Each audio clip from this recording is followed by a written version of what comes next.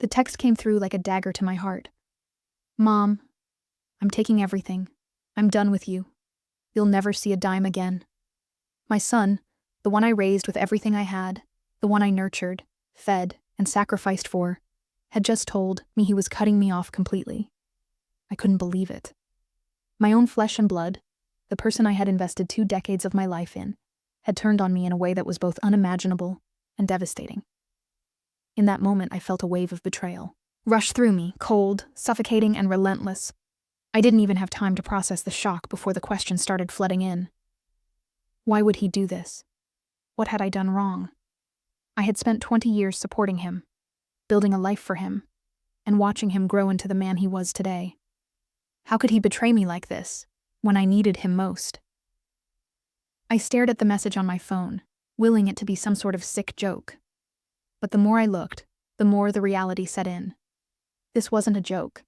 This wasn't a misunderstanding. It was real. It was the cold, harsh truth. And the truth was, my son had taken everything. The trust, the love, and now, even my dignity. I raised him alone, after his father walked out on us when he was just a toddler. I never remarried. My world revolved around him. I worked tirelessly to give him a good life, never once expecting anything in return. All I ever wanted was to see him thrive, but in the end, he betrayed me. Just like so many others had before, I'd spent years putting him first, thinking that as he got older, he'd be grateful. I thought the love I poured into him, the sacrifices I made, would somehow come back to me. But all I had was empty promises and a shattered heart. The life I built for him, everything I'd done, it all meant nothing. At that moment, something inside me snapped. I was no longer the victim. I wasn't going to cry over this betrayal or beg for his mercy. No, I was going to fight back. I had spent 20 years nurturing him, and now it was time to show him exactly who I was. A mother scorned, but one who would not go down without a fight. The reckoning was coming, and I would make sure he regretted the day he turned his back on me. And so I set the phone down and wiped away my tears. This was not the end. It was the beginning of something much bigger. Something that would show him, and everyone else, that no one, no matter how close they were, could ever take me for granted again. The days that followed were a blur, filled with an overwhelming mix of anger and disbelief. My son, the one I had nurtured since birth, was now publicly disowning me. It wasn't just the hurtful message that stung. It was the realization of how deep his betrayal truly ran. At first, I thought it was a rash decision, that he'd be back, that maybe the anger or frustration was temporary. But the silence that followed spoke louder than any words ever could. He wasn't just cutting me off emotionally. He was actively taking away everything I had. There were the financial documents I'd always kept in a drawer, the small family savings account, and even the house. He had started to drain the joint accounts we'd shared, moving money into his own hands without even a shred of remorse. The worst part, he was doing all this behind my back, with a smoothness that left me questioning everything I thought I knew about him. I couldn't understand it. Was I not enough? Was the love I gave him all these years worth so little? Had he always seen me as just a stepping stone, a means to an end, someone to exploit when the time was right? The more I thought about it, the more the truth became clear. His actions weren't a result of a momentary lapse in judgment. This wasn't a case of a troubled young man making a poor choice. This was cold, calculated manipulation, and it hurt like hell. I tried to reach out, of course. I called him, texted, even showed up at his apartment, hoping to find some trace of the boy I had raised. But there was nothing. No apology, no explanation, just cold indifference. The son I once knew was gone, replaced by a stranger who had no problem taking everything he could from me. What hurt the most was knowing how he had turned my sacrifices into his entitlement. There was no appreciation for the years I spent sacrificing my own comfort so he could attend the best schools. No acknowledgement for the late nights I worked to make sure he had the things he needed. And now, when I was struggling, when I needed him the most, he took everything without a second thought. I was devastated. But more than that, I was angry. I had never asked him for anything. Just a little gratitude, A little recognition. Maybe even a simple thank you for the years I'd poured my heart and soul into raising him. But now, it was clear. He wasn't just taking what was mine. He was wiping me out, erasing everything I had worked for, leaving me with nothing but memories and the hollow feeling of betrayal. The magnitude of his actions set in, and I knew I had to do something. This wasn't just about money or possessions. This was about respect. He had crossed a line, and I couldn't let it stand. Not this time. If he thought he could take everything from me and walk away unscathed, he was wrong.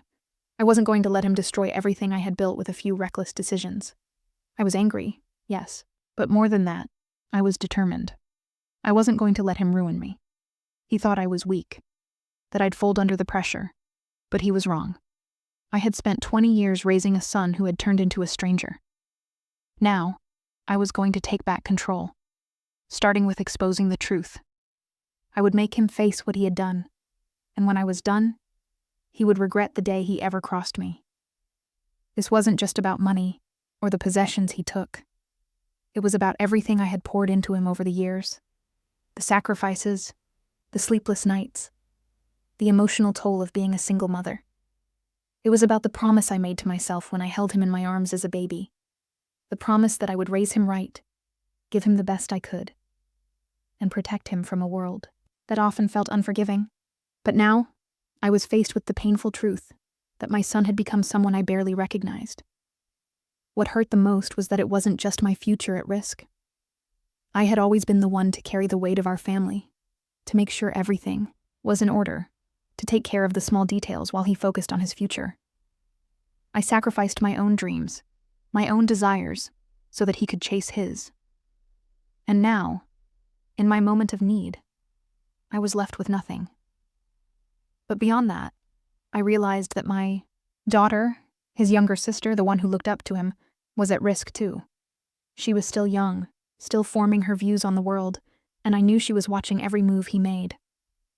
I had no idea how I would explain to her that her brother, the person she admired and trusted, had turned out to be someone who could betray us both so deeply. How could I protect her from this painful truth without it breaking her spirit? How could I make her understand that life sometimes deals you blows that you never expect, and that people you love, no matter how close they are, can cause the most damage? The realization hit me like a ton of bricks. This wasn't just about me fighting for what was rightfully mine. It was about protecting her, too. If I let this betrayal slide, if I allowed him to get away with this, it would send the message to her that people can take advantage of you, hurt you, and walk away with no consequences. I couldn't let that happen. Not to her. And so, the stakes became higher. This wasn't just about seeking revenge on a son who had failed me. It was about setting an example for the person who was still watching, the person I still had the power to protect.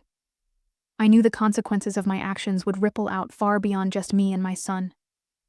My daughter needed to see that you can fight back. You can reclaim what is yours, no matter who tries to take it from you. I needed to teach her that justice isn't something you wait for. It's something you take. And that, in the end, the truth always comes to light. No matter how much you try to bury it, it will always find a way to surface. I couldn't let him get away with it. Not just for me, but for her. I had to stand up now. Against my son. Against the world. And for the future I wanted to create for her. This was bigger than a simple betrayal.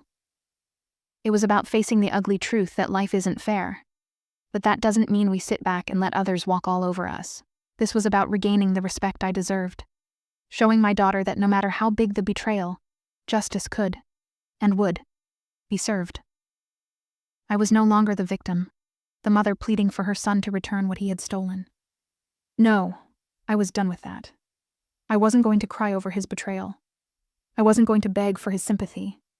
If he thought he could just take everything from me, leave me broken and empty, then he had no idea who he was dealing with. The plan began to take shape in my mind. It had to be methodical, deliberate, and most importantly, it had to be foolproof. I had to expose the full extent of his betrayal, not just to get back what was mine, but to make sure he could never do this again. He needed to know that actions have consequences and that no one can hurt you without paying the price. I started by going through all the documents he'd left behind, those receipts, bank statements, and emails he thought I'd never find. His arrogance was his biggest mistake. He believed that, because I had always been the one to clean up after him, that I'd never have the ability to stand up and take control of the situation. He was wrong. The first step of my plan was to trace the money. I knew the accounts he was draining, the ones he thought I would never think to check. It was painful to see how he was so easily able to strip me of everything I'd worked for. But I had to stay focused. I had to follow the trail and gather the evidence I needed. I took my time, meticulously going over every financial record, every transaction, every withdrawal. Each one was a reminder of the betrayal, but I couldn't let emotion cloud my judgment. This wasn't about emotions anymore. It was about strategy. I was going to take back control, and I was going to make sure he understood that nothing, not even his so-called blood ties, could protect him from the consequences of his actions. While I was working through the finances, I started to look into other things, anything that might give me leverage. His social media, his business dealings, anything that could expose him for the manipulative, deceitful person he had become. If he thought he could make me a fool, he had another thing coming. I had to be clever. I had to be patient. The worst thing I could do was act rashly. If I confronted him now, he would lie his way out of it, twist the situation, and turn everything back on me. No, I needed to make sure I had the proof I needed to take him down, not just for myself, but for my daughter too. This wasn't just about revenge. It was about justice, and about making sure he never had the power to hurt anyone again. I was going to expose him. Not just as a son who betrayed his mother, but as a liar, a manipulator, someone who thought he could play the world like a game. I wasn't going to let him win. No matter how many times I doubted myself, no matter how many moments of fear crept in, I knew I had to see this through. As I gathered the evidence, something inside me began to shift. The more I found, the more determined I became. The anger, the hurt, they fueled me. It was no longer about the money he had taken, or the material things I had lost.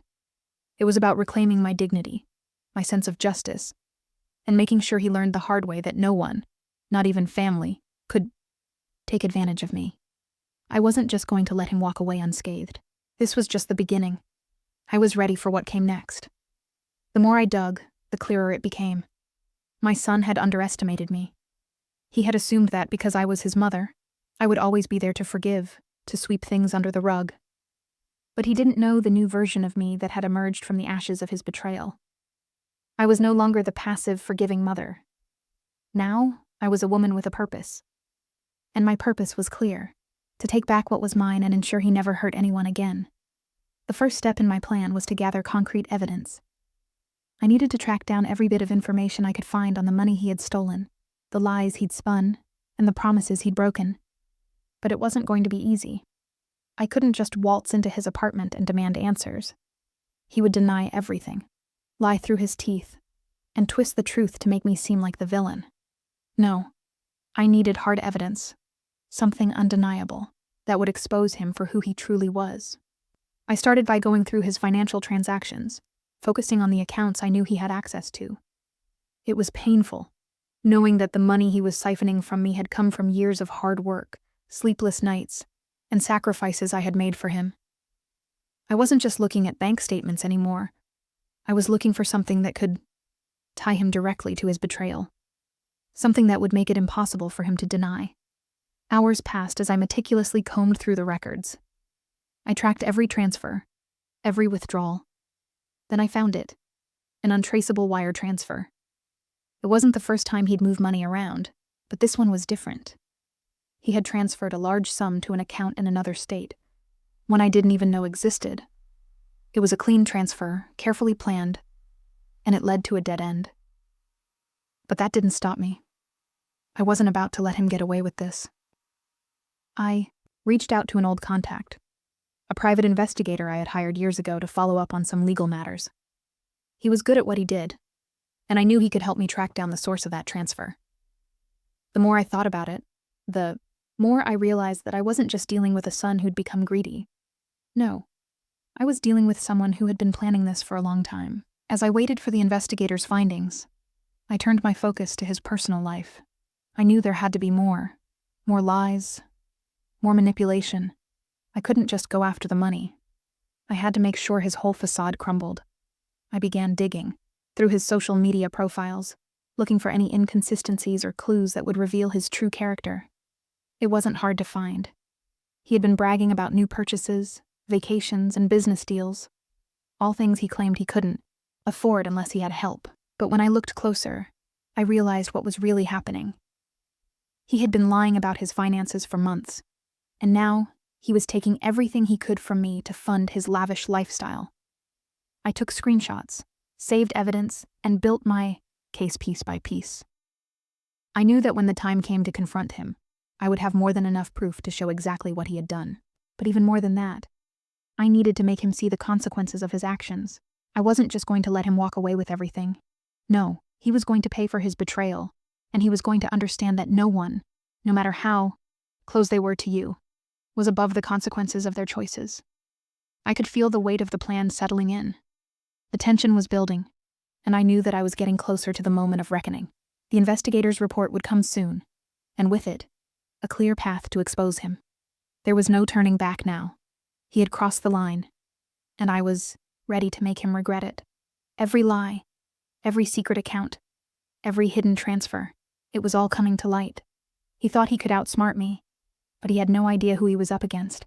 I took a deep breath, preparing myself for the next step. The pieces were falling into place, and soon, I would make him face the consequences of his betrayal.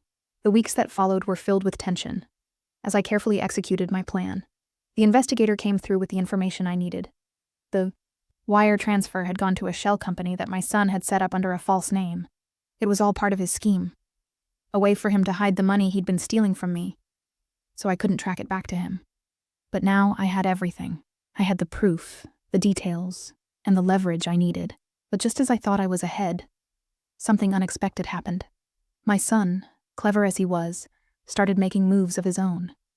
He must have sensed that I was onto him, because he began covering his tracks, locking down his social media, changing passwords, and moving money around in ways I hadn't anticipated. The more I tried to track his moves, the more difficult it became.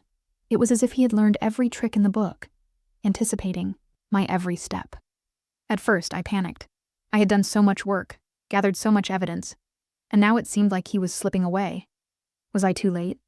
Was he going to walk free, untouched, just because I had underestimated him? My anger flared, and with it, a new sense of determination. I couldn't back down now. I was so close. I spent days strategizing, making sure that I was one step ahead. I knew I had to outsmart him at his own game. He had always thought he was the clever one, the manipulator who could charm his way out of anything, but I wasn't about to let him win. If he thought he could escape, he was wrong. I wasn't going to let him erase the years I had dedicated to raising him. That's when I realized my biggest advantage. He underestimated me, because I was his mother. He thought I was too emotional, too attached to ever take action against him. But I wasn't just his mother anymore. I was a woman on a mission, and no one was going to stop me. I reached out to my contacts, people I had known for years who worked in law and business. I had never wanted to play the legal game, but now I knew I had to. I had to make sure the system was on my side when the time came to expose him. I got a lawyer who specialized in financial fraud. She was smart, calculating, and knew exactly how to work the system. Together, we put the final pieces of the puzzle together. I didn't just want to confront him, wanted to make sure there was no way out for him. He had used his charm and his deceit to manipulate the situation, but now it was time to turn the tables. I couldn't just expose him to the people close to him. I had to make sure he faced the consequences of his actions in a way that would have lasting effects. The lawyer advised me to move carefully, to make sure I had all my ducks in a row before taking the next step. But as I stared at the evidence we had gathered, I felt a growing sense of power.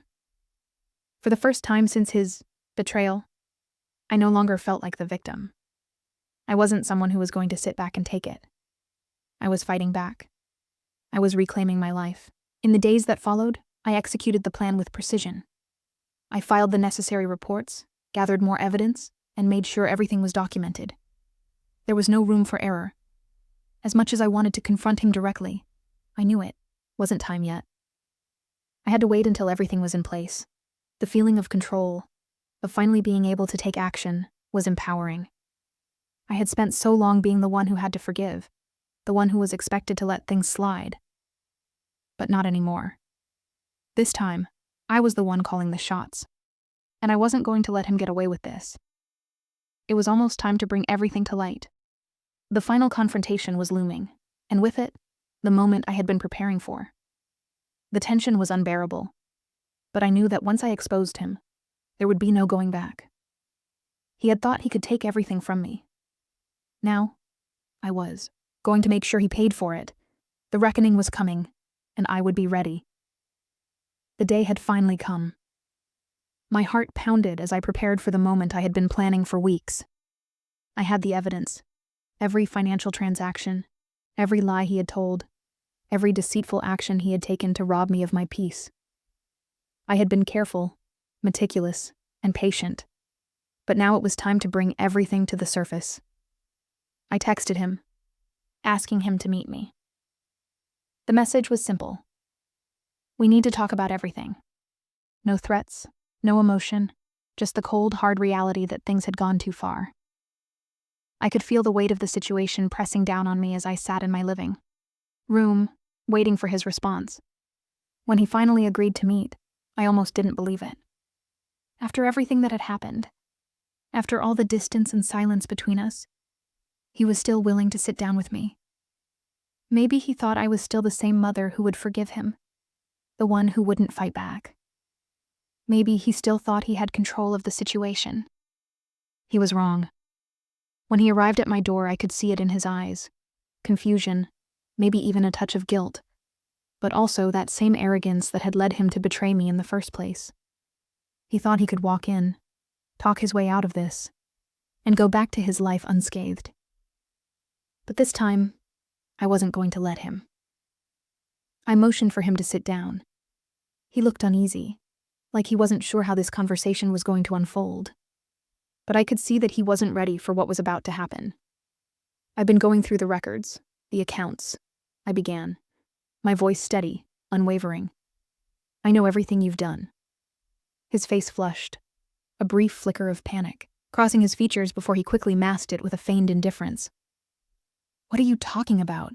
You're blowing this out of proportion, he said, his tone defensive. I'm just trying to make a life for myself. I'm not taking anything from you. I leaned forward, meeting his gaze, and that's when I saw the truth in his eyes. The facade he had built, his perfect, well-crafted persona, was crumbling. Don't lie to me, I said coldly.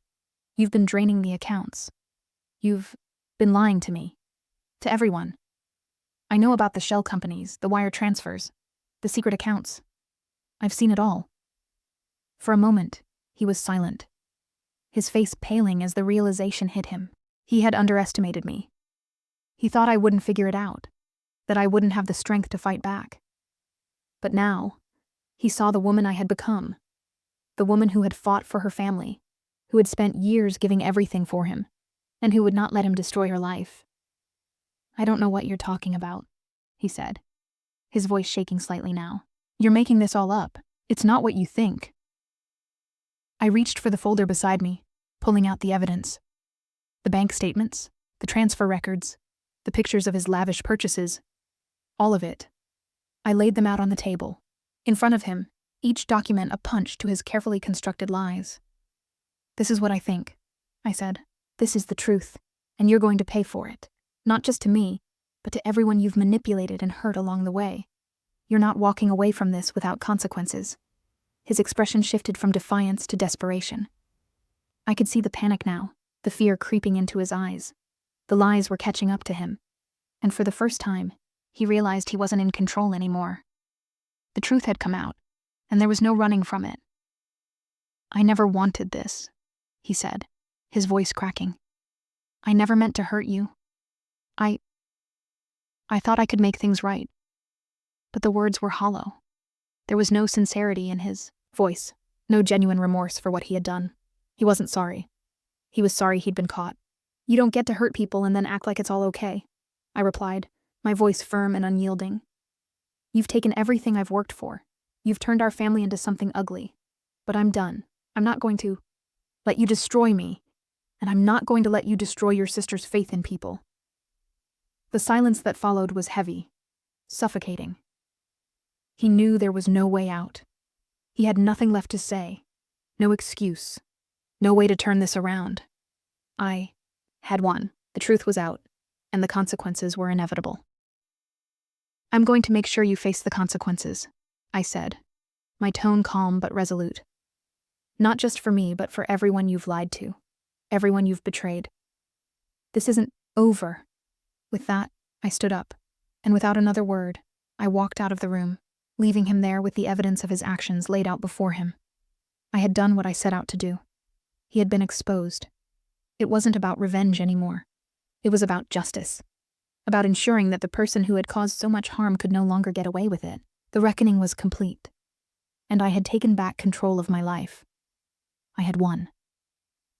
As I walked away from that confrontation, a strange sense of calm washed over me. The anger, the hurt, the fear, they were all still there, but they no longer had control over me. I had done what I set out to do. My son had faced the truth, and I had taken back my dignity, my peace, and my life. He was left with nothing but the consequences of his actions. No more lies, no more manipulation. He had thought he could take everything from me, my trust, my money, my respect. But in the end, it was him who lost.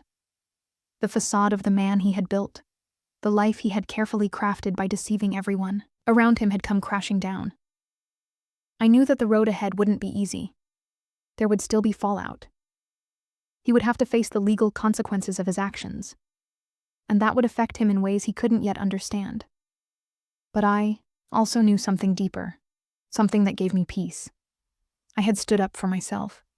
I had fought back, not just for the money or the possessions, but for the respect I deserved, for the life I had built, and for my daughter's future. For the first time in years, I felt empowered. The anger and betrayal that had once consumed me had turned into something else. Strength. I had reclaimed my voice, my power, and most importantly, my sense of justice. It wasn't just about righting the wrongs he had done to me. It was about showing the world that no one, no matter how close they were, could take advantage of me. I couldn't help but think about my daughter and how I would explain all of this to her when the time came. I had always tried to protect her from the harsh realities of life. But now I realized that this moment was a lesson in its own right. It was a lesson in standing up for yourself, in seeking justice, and in never letting anyone make you feel small. She needed to see that sometimes life doesn't go the way we want, and sometimes the people we love will hurt us. But she also needed to see that we have the power to rise above it, to fight back, and to never let anyone strip us of our worth. As the days passed and the dust settled, I began to rebuild, not just my life, but my spirit. I knew that there was no going back to the way things had been, but that was okay. I didn't need to go back. I was stronger now, and I had learned something about myself through this painful experience. That even when everything feels like it's falling apart, there's always a way to reclaim what's yours. There's always a way to take control. In the end, karma had done its job. It wasn't swift or dramatic, but it had been inevitable. My son had thought he could take everything from me without consequence. But in the end, it was him who was left with nothing. I had exposed the truth, and that was enough. As I moved forward, I knew that whatever came next, I would be ready. I wasn't afraid anymore. I had faced the ultimate betrayal and come out the other side stronger. No matter what life threw at me from here on out, I knew one thing for sure. I was no longer the victim of anyone's deceit. I was the woman who had taken back her life, her justice, and her peace. And that, in the end, was all that truly mattered.